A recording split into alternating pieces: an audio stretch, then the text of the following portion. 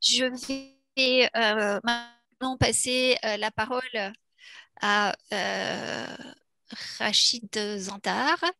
Euh, il est 11h30, donc pour le prix du meilleur poster vidéo. Rachid, est-ce que tu es Oui, là? oui, Oups. pas de Voilà, souci. ben, je te passe la parole. Donc, Merci beaucoup, Valérie. Je sais pas si Noureddin ou Ange veulent dire un mot avant que je commence. Ah bon, Ou je- écoute, tout simplement, Rachid, je pense que bon, on doit remercier un peu Guylaine avant la fin, qui a fait un très bon travail sur l'organisation de poster et puis toute l'énergie donc, qui a, je dirais, contribué donc, à, à faire, je dirais, donc, évoluer, je dirais, comment ça s'appelle, là, les vidéos, parce qu'en fait, au départ, c'était quand même, on avait envisagé quand même une quarantaine, on arrive à 30, mais puisqu'en fait, c'était au départ des présentations orales, on est passé aux vidéos, c'est pour ça que ça a diminué à une trentaine, mais c'était quand même une victoire. Voilà, donc je voulais juste remercier Guylaine. À toi, Rachid. je peux reprendre la parole, c'est bon? Oui, oui, Rachid, oui, oui, Oui, Rachid. vas-y, Rachid. Ok, très bien. Bon, Ah, bah, rebonjour à toutes et à tous. Donc, Rachid Zantar, je vais pas me représenter. On m'a largement présenté ce matin quand j'ai fait ma présentation. Je vais mettre quand même peut-être mon pointeur. Donc là, on est à la session remise de posters. De même, je tiens, avant de commencer à présenter le résultat, à remercier tous les doctorants qui ont participé. Donc, on a eu 12 doctorants qui ont participé à ce concours. C'est l'avis de tout le comité de sélection et tout le comité au fait, qui a statué sur ces vidéos-là. Toutes les vidéos étaient d'une très, très grande qualité. Que ce soit sur le plan présentation, forme, que ce soit sur le plan fond. Et ça nous a donné beaucoup de difficultés finalement à classer ces vidéos-là ou les travaux qui ont été proposés. Là-dessus, le comité s'est réuni le 2 avril après-midi, donc à l'issue de la deuxième session de présentation des posters. Avant de présenter aussi le résultat, je tenais aussi à remercier la fondation de l'Institut Mines Télécom qui a facilité en quelque sorte aussi l'organisation de ce concours. Maintenant, en termes de résultats, en réalité, on a quatre lauréats. Donc, par rapport à ce que j'ai dit tout à l'heure, on a vraiment eu du mal à classer toutes ces vidéos-là qui étaient d'une très grande qualité. Il y a quand même un consensus qui s'est dégagé sur le premier, dont vous allez découvrir par la suite le nom. Les trois suivants, donc on les a classés en deuxième position ex aequo. On n'avait pas suffisamment de différence pour classer un deuxième, un troisième et un quatrième. Donc là, je vais les présenter par ordre, on va dire, alphabétique. Donc, ce n'est pas l'ordre de classement qui était prévu pour les trois ex aequo. Euh, donc, euh, euh, En réalité, c'est trois lauréates. La première, c'est Nada Bendaman de Mines Saint-Étienne avec un travail sur la réflexion sur l'intégration des pressions sur les ressources minérales dans le cadre des méthodes d'évaluation absolue de la durabilité environnementale.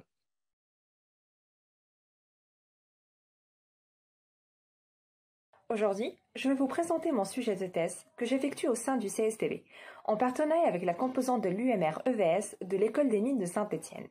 Ma thèse a pour objectif de mieux représenter les pressions exercées sur les ressources minérales en analyse de cycle de vie, en se basant sur les principes de l'évaluation absolue de la durabilité environnementale. Le secteur du bâtiment est l'un des plus gros utilisateurs des ressources minérales.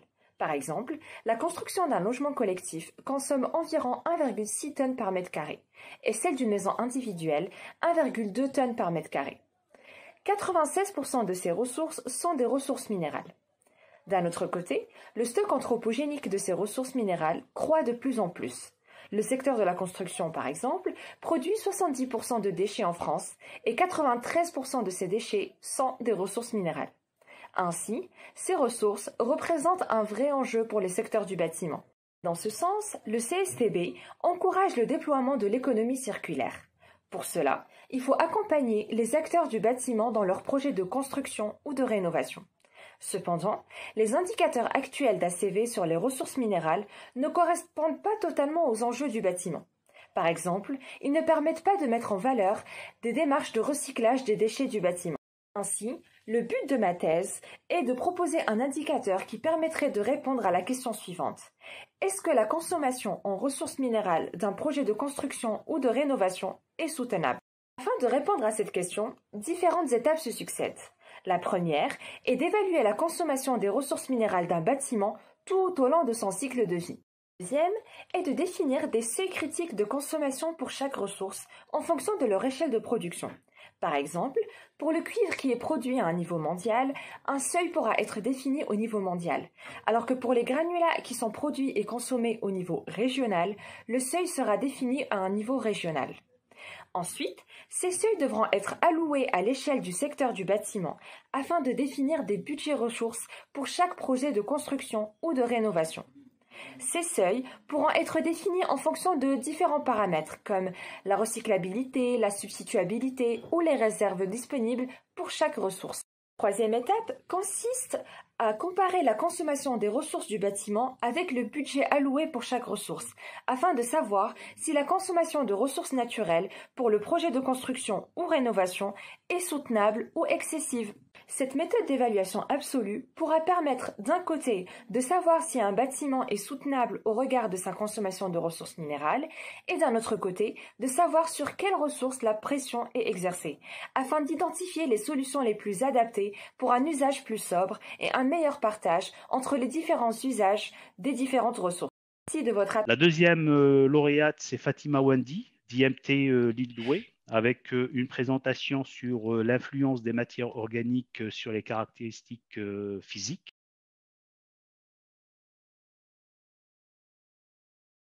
Bonjour tout le monde, je me présente, c'est Fatima Wandi, doctorante à l'IMT Lille-Douai. Dans cette vidéo, je vais vous présenter l'étude de l'influence de la méthode de déshydratation sur les caractéristiques physiques de sédiments de dragage. En France, les sédiments de dragage présentent une quantité qui dépasse les 150 millions de tonnes par an. Face à cette problématique et d'autres, comme l'insuffisance des matériaux de construction, le sujet de ma thèse, qui est la valorisation des sédiments de dragage en technique rôtière, porte une solution qui permettra de réduire la pollution, optimiser les zones de stockage, bénéficier de déchets transformés en matériaux de construction. C'est quoi un sédiment de dragage? D'après la définition de Faculté Raoult en 1988, le sédiment de dragage est un matériau constitué par la réunion de particules plus ou moins grosses ou de matières précipitées ayant séparément subi un certain transport. Le sédiment de dragage est généralement composé par trois phases. Une phase organique qu'on peut trouver au picot naturel, une phase minérale, une phase liquide et des polluants. La phase liquide est généralement de l'eau, qu'on peut trouver sous plusieurs formes. L'eau liée, l'eau capillaire et l'eau libre. Pour une valorisation en technique rôtière, il est nécessaire d'effectuer une caractérisation pour le sédiment de dragage. Quelques essais nécessitent la déshydratation de celui-ci. La présence des matières organiques dans le sédiment est considérée comme un paramètre important pour sa valorisation. Ces matières organiques sont sensibles à la chaleur. Trois méthodes de séchage étudiées. Séchage à l'air, séchage à l'étuve de 40 degrés, séchage par lyophilisation. Cette méthode, choisie par rapport à la facilité de réalisation et pour des raisons économiques. Cette étude est faite dans le but de comparer l'influence apportée par chaque méthode de séchage sur les caractéristiques physiques de sédiments. Quelle est la meilleure méthode pour sécher le sédiment? Le sédiment marin GPMD est transporté au laboratoire dans 3 big bags. Avant son utilisation, il est nécessaire de réaliser une homogénéisation. Après le séchage, une caractérisation physique est réalisée pour le sédiment séché et le sédiment brut, dans le but de comparer les résultats obtenus. Les résultats de la caractérisation. Pour les courbes granulométriques de sédiments bruts et séchés par lyophilisation sont presque identiques. La valeur VBS de sédiments bruts et séchés par lyophilisation donne la même classification. D'après les limites d'Atterberg du sédiment séché et brut, la classification de celui-ci donne un limon peu plastique. La teneur en matière organique est importante pour le sédiment séché à l'air. En conclusion, la méthode qui influence moins sur les caractéristiques physiques de sédiments est le séchage par lyophilisation. Mais cette méthode reste applicable au niveau de laboratoire. Le séchage à l'air libre reste une bonne méthode applicable à l'échelle industrielle. Je vous remercie pour votre attention. La troisième lauréate ex aequo, donc c'est Christelle Rabat, d'IMT Atlantique, donc sur la valorisation énergétique matière de matériaux biosourcés en fin de vie, issus du bâtiment. Bonjour. Savez-vous qu'il existe un lien entre ce champ de blé et ce futur bâtiment, ou encore entre nos forêts et l'isolation de cette maison? Ce lien, ce sont les matériaux biosourcés. Les matériaux biosourcés sont des matériaux qui incorporent de la biomasse végétale ou animale, les rendant renouvelables, performants et plus écologiques que les matériaux conventionnels. Ils peuvent être issus de la sylviculture ou de l'agriculture, mais aussi du recyclage. Ils sont utilisés dans le bâtiment en gros œuvre comme éléments de structure, en seconde œuvre comme matériaux isolants et en finition comme matériaux de décoration. Cette filière verte des matériaux biosourcés a pour rôle la préservation des ressources fossiles, le stockage du carbone, le recyclage des ressources renouvelables locales, l'économie d'énergie dans le bâtiment et la création d'emplois non délocalisables. La nouvelle réglementation environnementale de 2020 incite fortement à l'utilisation des matériaux biosourcés dans le secteur du bâtiment, afin d'atteindre une part de marché de 13% et une baisse de 30 à 40% du CO2 à l'horizon de 2030. Cette incitation à l'usage de ces matériaux va entraîner ainsi des volumes de déchets importants à traiter en fin de vie. Actuellement, les scénarios de valorisation sont quasi inexistants et le scénario considéré par défaut dans les ACV et les FDES est une mise en décharge. Et pour cause, les propriétés thermiques des isolants biosourcés peuvent être altérées dans le temps, ce qui ferme la porte à une réutilisation future. De plus, le faible gisement de ces matériaux traités et fortement adjuvantés pose des barrières techniques, économiques et environnementales devant le recyclage. D'où l'idée de ma thèse qui s'inscrit dans le cadre du projet Valomat Bio financé par l'ADEME et visant l'exploration de la valorisation énergétique et matière des matériaux biosourcés en fin de vie. Pour commencer, j'ai réalisé une étude multicritère combinant les gisements en 2050 à l'impact environnemental. 5 familles de matériaux les plus intéressants ont été ressorties pour la suite de l'étude. Après caractérisation et analyse au laboratoire, il a été déduit que ces produits présentent des caractéristiques assez hétérogènes, notamment en termes d'humidité, du taux de centre et de pouvoir calorifique inférieur. Suite à sa flexibilité, la valorisation énergétique par voie thermochimique a été privilégiée, sans toutefois écarter la voie biologique qui sera étudiée ultérieurement. Les bilans de masse et d'énergie menés sur les premiers essais de pyrolyse sont prometteurs. Les teneurs énergétiques des 3 phases obtenues sont importantes. Néanmoins, d'autres analyses physico-chimiques sont nécessaires. La prochaine étape de mon travail consistera à tester les autres voies thermochimiques et biologiques ainsi qu'à compléter les analyses sur les produits afin de les intégrer dans différents scénarios de valorisation. Je ne sais pas si nous avons une réaction des trois lauréates ou est-ce qu'on passe directement à l'annonce du premier? Non, pas de réaction. Bonjour. Oui. Est-ce que vous m'entendez? Oui, c'est oui, Madame Berman. Moi, je voudrais bien dire un petit mot, déjà premièrement pour remercier tous les organisateurs et organisatrices de ce colloque qui, du coup, malgré la situation et le confinement, nous ont quand même permis de partager nos travaux, ce qui, j'avoue, était très intéressant. Et deuxièmement, je tenais à préciser que ce travail et cet exercice de poster vidéo m'a personnellement beaucoup apporté, que ce soit en termes de vulgarisation, de synthèse, mais aussi de montage vidéo.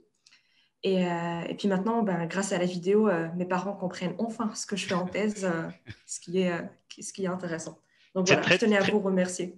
Très bien, très bien. Merci beaucoup. Effectivement, c'est un exercice, comment dire, très intéressant. Et on vous encourage aussi à utiliser la même chose pour participer dans différentes régions au concours Ma thèse en 180 secondes. C'était aussi un peu l'objectif, de vous préparer un peu à ce type d'exercice. Une réaction des... Compléter ce que dit Rachid, n'hésitez pas à utiliser ces vidéos pour d'autres fins, pour faire un peu de publicité autour de votre travail aussi. Oui, totalement. Merci. On peut passer sans regret à l'annonce du premier. Donc, juste pour compléter, oui, pour les 3 lauréates ex aequo, donc vous allez recevoir un chèque de 100 €. Donc, c'est le prix qui est offert par l'Institut Mines Télécom. Donc, pour annoncer le premier, donc roulement de tambour. Je ne sais pas si c'est toi, Ange, qui le fait ou c'est Noureddine.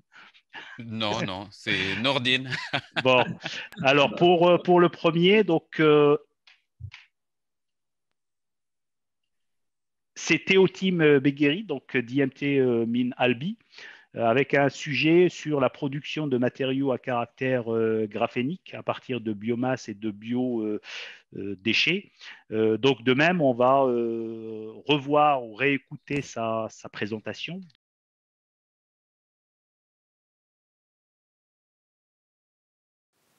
Bonjour à tous, je suis ravi de vous parler d'un sujet qui me tient à cœur, la production propre de graphène. La société moderne dans laquelle nous vivons nécessite une quantité phénoménale de ressources pour fonctionner. Des ressources minières pour nos appareils électriques ou électroniques, des alliages pour nos véhicules, ce qui applique une pression toujours plus grande sur l'environnement. Trouver de nouveaux matériaux innovants est un enjeu clé pour notre futur. Un matériau extrêmement prometteur est le graphène. Il s'agit d'un matériau carboné ne faisant qu'un seul atome d'épaisseur. Sa structure si particulière lui confère des propriétés particulièrement intéressantes, principalement une excellente conduction électrique et thermique, de même qu'une formidable résistance mécanique, ce qui en fait un matériau de choix pour de futures batteries électriques ou des avions plus légers par exemple. Cependant, si l'utilisation de graphène ne s'est pas encore démocratisée, c'est que sa production est à la fois difficile et repose sur l'utilisation de ressources fossiles comme source de carbone, ce qui est loin d'être viable écologiquement. Et l'avantage de l'atome de carbone est qu'il est extrêmement abondant, car présent dans l'ensemble de la biomasse existante dans le monde. Avec un protocole adapté, il est ainsi possible de former du graphène à partir de ressources renouvelables. Pour cela, de la biomasse est pyrolysée, c'est-à-dire chauffée à haute température dans une atmosphère ne contenant pas d'oxygène. Parmi les produits de cette réaction se trouve un résidu solide appelé biochar, qui va contenir une fraction de structure organisée dite graphitique, constituée de feuillets de graphène orientés de façon plus ou moins homogène. Le but de ma thèse va donc être d'obtenir le biochar contenant le plus de structures graphéniques possible. Cela se fera en jouant sur la température de travail, la biomasse utilisée et l'emploi de catalyseurs adaptés de façon à trouver les paramètres optimaux pour graphétiser à plus basse température, soit en dessous de 2000 degrés, au lieu des 2600 à 3000 degrés requis théoriquement. Pour étudier la structure des biochars, différentes techniques d'analyse sont utilisées, principalement la spectroscopie Raman, la diffraction de rayons X et la microscopie électronique à transmission, permettant d'obtenir des informations qualitatives et quantitatives sur l'avancement de la graphitisation. Avec ces techniques, il est clair qu'une augmentation de température augmente grandement la graphitisation des chars. Cependant, les structures graphéniques, bien que nombreuses, restent faiblement organisées. On parle de carbone turbostratique. Le manque d'organisation de la structure est directement observable sur les images obtenues au microscope, montrant des feuillets de graphène orientés de façon fortement hétérogène. L'ajout d'un catalyseur apparaît alors comme nécessaire pour obtenir une structure fortement organisée, proche de celle d'un graphite, aux températures de travail retenues et ainsi produire un matériau avec d'excellentes propriétés physico-chimiques promettant un fort potentiel industriel.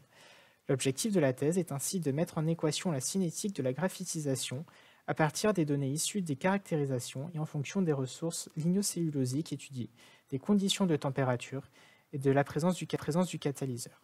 Merci pour votre écoute. Très bien, parfait. Je ne sais pas si Théotime Begueri est parmi nous, s'il veut dire un mot. Je suis là. Oui. Bonjour à tous. Alors, je ne suis pas très doué pour les discours, donc je vais faire court. Donc, merci beaucoup pour ce prix. Donc, je suis vraiment ravi que mon sujet vous ait plu.